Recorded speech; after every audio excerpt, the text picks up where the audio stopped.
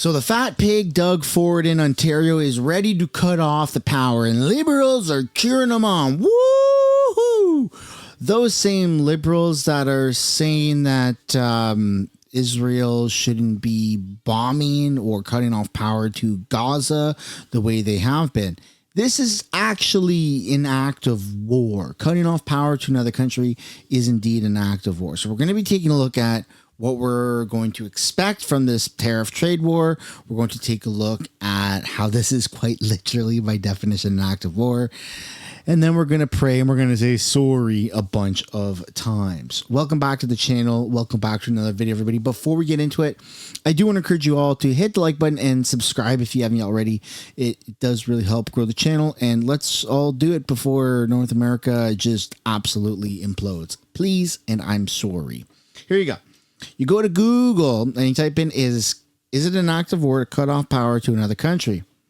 Immediately, they say, yes, cutting off power to another country can be considered an act of war, particularly if it's done intentionally and significant impacts civilian populations. That is exactly what Doug Ford is trying to do. Literally, he got on camera yesterday and said, I'm going to cut off power to America, and I'm even going to do it with a smile on my face. Yeah, that's not good. Like, not good at all. And this type of retaliatory response that even the federal conservatives are bringing to the table, no one from the federal conservative party has said, we're going to do dollar for dollar, or, well, sorry, they've said dollar for dollar. No one has said we're going to cut off their oil and mineral. No one has said we're going to cut off their power, but it's not good. And so just taking a look at the federal projections, it's really not good. I mean, you're about to see, like, they're not only out of a majority territory, the conservatives.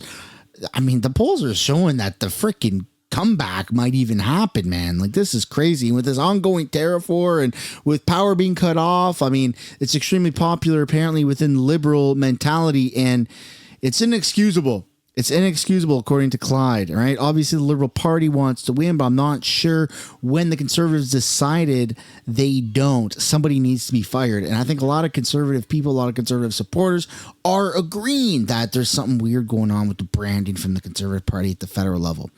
And speaking of federal level, this guy right here, this douche magoosh, Mark Miller, immigration minister, he is saying, hey, yeah, we know it's going to be tough for you, but hey, there's something that Canadians are better at than Americans, and it's enduring pain for a long period of time.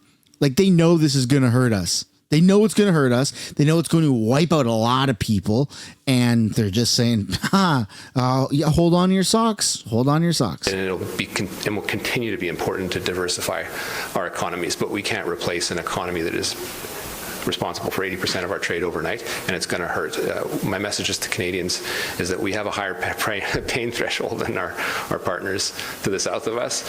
We can continue to fight. We will have to bring the fight, and it will hurt Americans as well. Not to mention, and it's important to reiterate, that 35 of those states, their primary trading partner is Canada, so it will hurt them, and we hope that logic will prevail. It's going to hurt. It's going to hurt a lot. It's going to hurt. It's going to hurt us a lot, and we're going to try and make it hurt them. I'm mind blown. I'm absolutely mind blown. I'm speechless. This is horrible for everybody involved. It's going to be way worse for Canadians than Americans. And then when America retaliates, because you remember how Trump has said, I'm going to have a retaliatory response to anybody who, you know, has a retaliatory response to us. We're screwed. If we're shutting off their power, I don't think they can really shut off our power, but they can do something worse. 51st state invasion, annexation. I don't know, but this is going to get freaking ugly. Here's what Brian Lilly from the Toronto Sun had to say on X in a video. First email I get after Trump announces his tariffs is someone saying, F Trump, F the tariffs, cut off all the oil, cut off all the energy, everything. It's as if Canadians don't think we've got to stop reacting to Trump every day with an irrational emotional response. Let me walk you through this. If we cut off all energy supplies to the United States, then we cut off energy supplies to ourselves. So a lot of people in central Canada and Ontario and Quebec having great bravado when it comes to Alberta's energy. But let me explain how it gets to you in Toronto or in Montreal. It comes via Line 5, which runs through Michigan. It supplies Michigan and a lot of the states surrounding there before coming on to Canadian soil again in Sarnia, in Ontario, where it supplies a lot of the jet fuel for Pearson. It supplies home heating. All these fuels are produced and brought in via Line 5. Well, we cut that off. Guess what? The Americans will cut us off. And where do we get our oil and gas other than projects like Line 5? A lot of it is imported from the United States. They will cut us off as well. Do we want to be frozen in our homes? No gas for our vehicles, no gas for the buses, no jet fuel for the planes taking off at Pearson?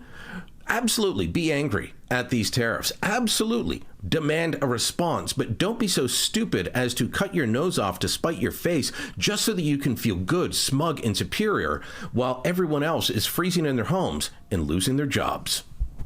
Yeah, I mean, this is going to be catastrophic, folks. This is going to be extremely ugly. It's not going to be beneficial for anybody. And now let's take a look here at Dougie Boy, the fat freaking Ontario pig, man, who's trying to start a literal act of war with America. Ontario Premier Doug Ford threatens to commit an act of war and war crimes against the United States. Collective punishment against the civilian population by cutting off their electricity is defined as a war crime. That is what liberals claim when Israel does it to Gaza. But yet they're supporting this happening to America. That's not okay. So this clip here is from the NBC video that, well, the whole, we're going to watch the full thing. Let's stick around and let's watch this whole thing in entirety because, I mean, I can't believe this is happening.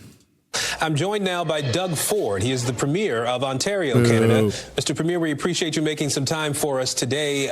We know that President Trump delayed these tariffs a month ago, and now we're hearing today that this will happen for Canada.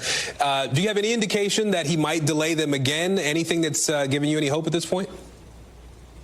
Well, first of all, thanks so much for having me on, Aaron. For the sake of the American people and the Canadian people, he needs to pull back. I'm going to tell you exactly what's going to happen here. You know, President Trump ran on a mandate to create more jobs, keep inflation and low and lower costs. It's going to work totally opposite. Plants will close down within a week. Assembly plants in Michigan, which is a red state. Manufacturing will stop, and the people of the U.S., which I absolutely love, the American people, they're going to be paying more. The market is going to go downhill faster than the American bobsled team. It's going to be an absolute disaster for both countries. We're your largest trading partner. I don't want to respond, but we will respond like they've never seen before. You need our uranium. You need our potash. You need our high-grade nickel. I will stockpile our high-grade nickel that 50% of your military and manufacturing needs. Your aluminum, the steel, the lumber. It will be an absolute disaster. And this is all due to one person, that's President Trump. I have talked to endless governors, Republican governors and Democrats, senators and Congress people.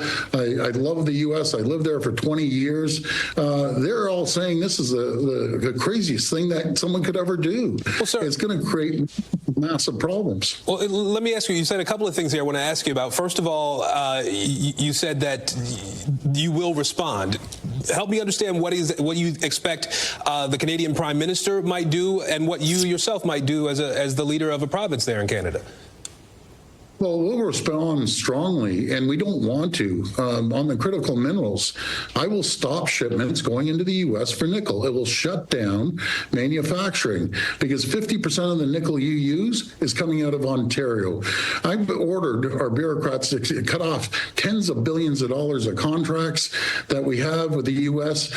We are the largest purchaser of alcohol in the world. We buy over 3,600 products from 35 states. I talked to the governor Governor of Kentucky and Mitch McConnell, don't touch our bourbon. I'm going after absolutely everything.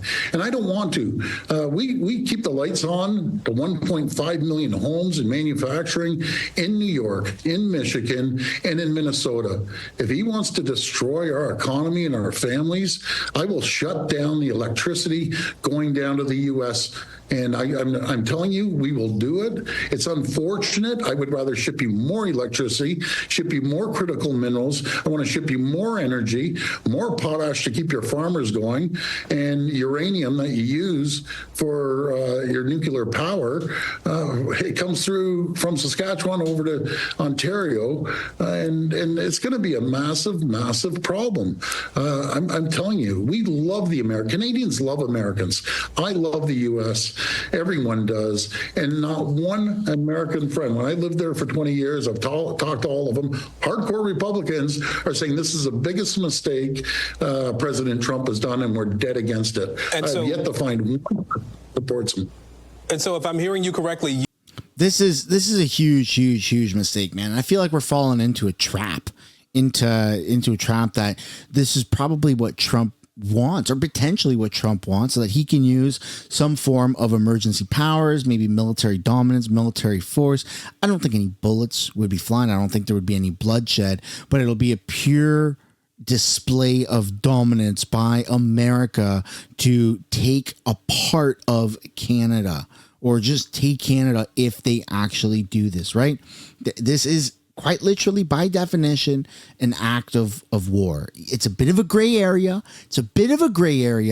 But it still kind of is defined as an act of war according to Google. Now, if you look up on Grok, it'll tell you it's a gray area, and depending on your interpretation of the law, it is or it isn't. But that's the thing about some of these gray areas in the law is it can go either way. Depends on the representative, right? Depends on the representative. And I do not believe that Trump is setting himself up to lose. This is something that Ford said 30 days ago, okay? At the start of February, end of January, he said this exact same thing. I'm going to cut off their power if they do this. And here we are. The power is being cut off because the tariffs are on. That's not good. Trump has been made aware of this. It's not as pressing or urgent of an issue as is the Zelensky showing up in the Oval Office, right? But it's still something that has made its way to Trump's ear. Hey, that guy there in Canada is talking about cutting off your power. And he's like, okay, yeah, write that one down. Date and time, because we're going to need that, right?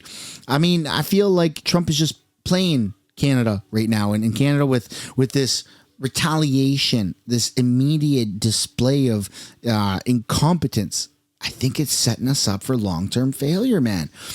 Ford had the same mentality when the tariffs were initially talked about at the start of this year, like January 1st or 2nd or whatever the hell that was, right? When he's like, I'm putting tariffs on 25%. And immediately, remember, Ontario, all the liquor stores, all the LCBO, everything. Ford demanded everything gets taken down off the shelves that's from America. And they freaking did it. They did it. And 24, 48 hours later, a few days later, all of a sudden Trump said, you know what? We're going to do it later in February. And then he's okay, restock the shelves. That was a bit of a jumping to conclusions. It was premature. It was a premature act. And then, it's been extended, and now here we are. And I feel like this is still premature to go on American media, to go on Canadian media and say you're going to do this. You're almost bound to it. If you don't do it, you're a coward. If you do it, you're a moron.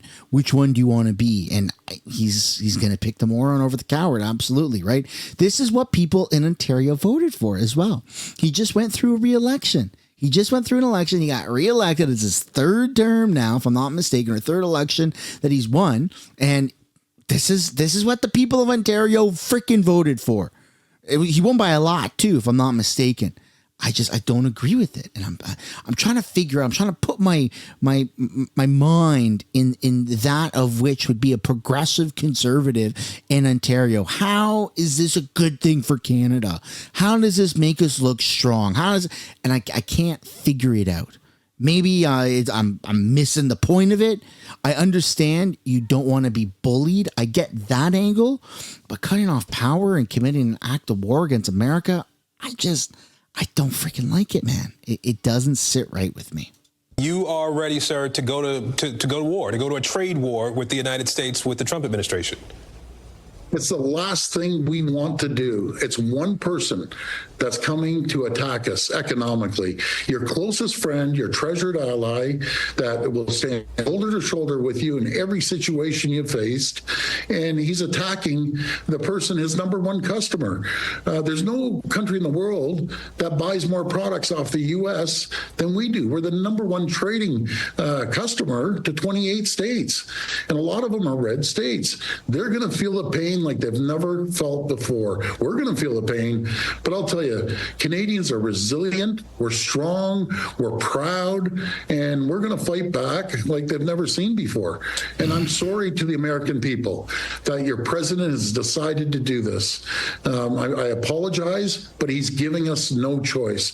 There's nothing wrong with our trading. He keeps saying, oh, they're taking money. No, that's not accurate.